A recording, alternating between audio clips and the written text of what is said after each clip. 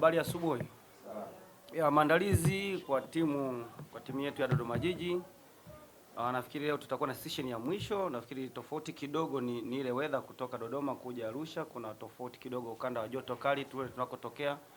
Kisha hapa kuna hali ya hewa ya ubaridi. Kwa hiyo kuna utofauti uliopo, lakini nafikiri siku moja ama mbili zinaweza zikatufanya tukaadapt. Haiwezi kuwa excuse sana, lakini tofauti pekee iliyopo ni hiyo.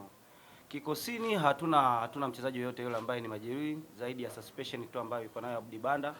Then tunapata urejeo wa Have Bea ambaye ni center back pia. Kwa hiyo wachezaji wote wametrain vizuri, kimwili na kiakili wako vizuri. So sasa hivi nafikiri kulingana na nature mechi yenyewe tunadili sana issue ya kisaikolojia, kwa sababu tunaamini kwamba saikolojia inaweza ikatufanya tukafanya vizuri zaidi kwenye hii mechi. Ni kitu ambacho nafikiri tunakikazania sana, kwa sababu tukiwini upande wa saikolojia naamini tactically tuko vizuri, lakini pia kiufundi tuko vizuri.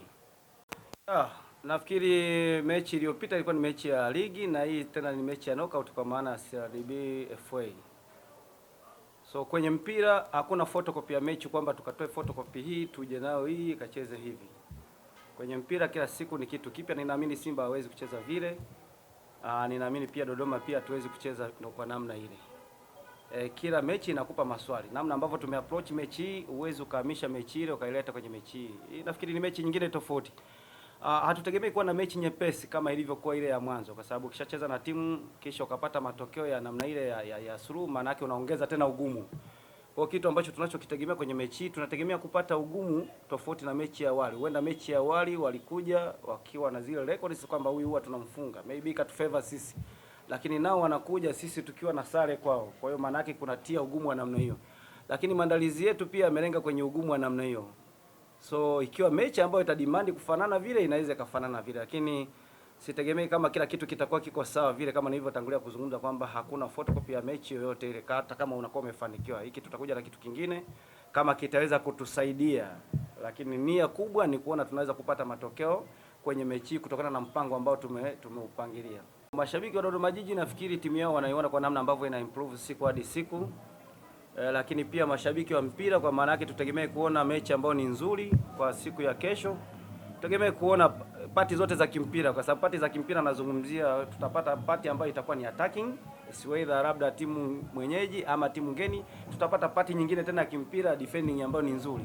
Kwa nafikiri kwa kesho, kwa mtu ambaye anataka kuangalia mpira anaweza kuona hizo pati zote mbili, pati attacking, pati ya defending. Kwa sisi tunahitaji tuwape mechi ambayo ni nzuri washabiki wetu. Tunataka tuwape at least season ambayo ni nzuri. Season ambayo ni nzuri ni kwamba ni mechi ambayo hii tumejiandaa dakika 90, lakini pia baada ya dakika 90, kwa sababu ni mechi za mtoano. Nikisema baada ya dakika 90 nafikiri mnaelewa kwamba tumejiandaa mpaka hatua ikishindikana, kwamba ikishindikana kuamua ndani ya dakika 90 mpaka hiyo extra kwa mujibu wa kanuni za mashindano, pia tumejiandaa kwenye hiyo. Habari za asubuhi.